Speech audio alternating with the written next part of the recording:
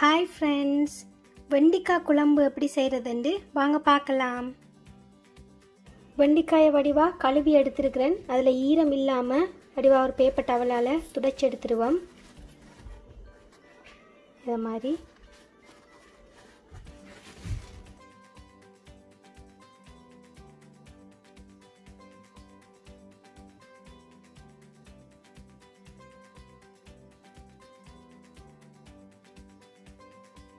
எல்லாத்தையும் ஈரம் இல்லாமல் வடிவாக துடைச்சி எடுத்துருக்கிறேன்.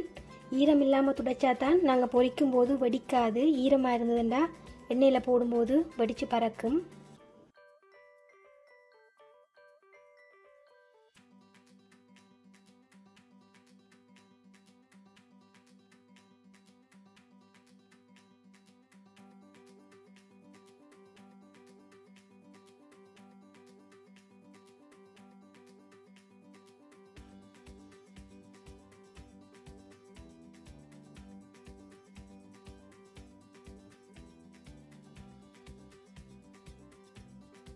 ஒரு பாத்திரத்தில் கொஞ்சம் ஆயில் வச்சுருக்கேன். ஆயில் நல்லா சூடாகினத்தோட வெண்டிக்காயை போட்டு பொரிச்சு எடுத்துருவோம்.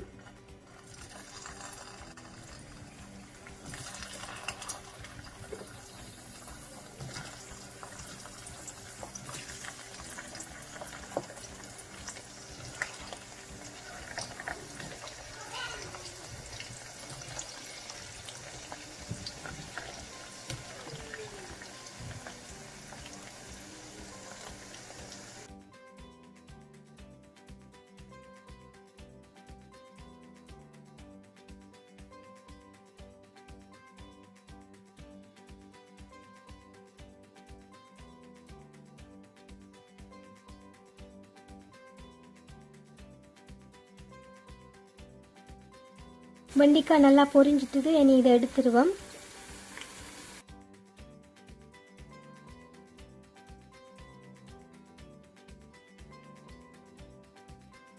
வெண்டிக்காய் இதே மாதிரி நல்லா வடிவாக பொரிஞ்சிருக்கணும்.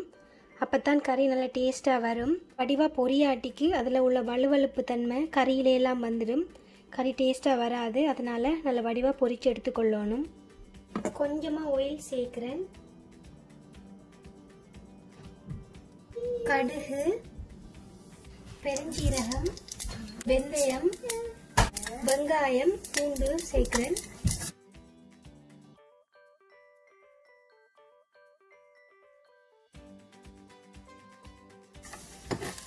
வெங்காயம் நல்லா வதங்கிட்டுது.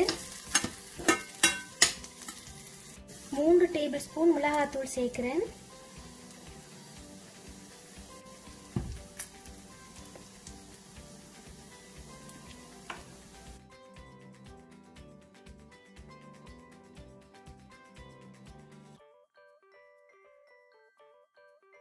கொஞ்சம் கரைச்சி வச்சிருக்கேன், அதையும் சேர்க்கிறேன்.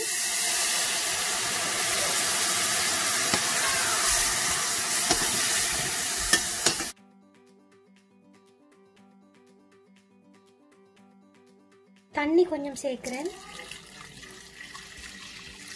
உப்பு,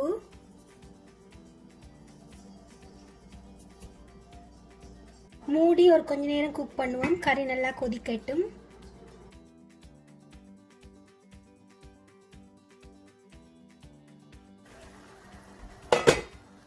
கறி நல்லா கொதிச்சு வத்தி இருக்குது.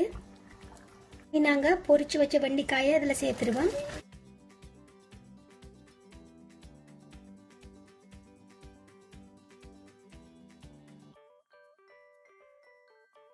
இன்னும் ஒரு கொஞ்ச நேரம் மூடி குக் பண்ணுவோம்.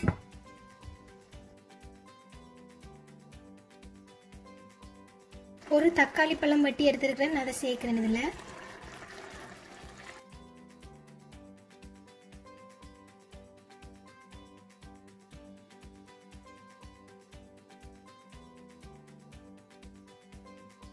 இன்னும் ஒரு 2 மினிட்ஸ் மூடி வைப்பேன்.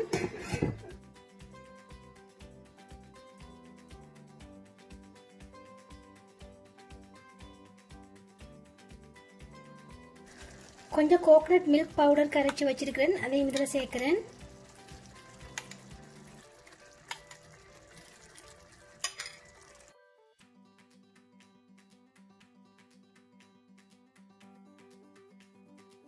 லாஸ்ட்டாக கொஞ்சம் சுகர் சேர்க்குறேன்.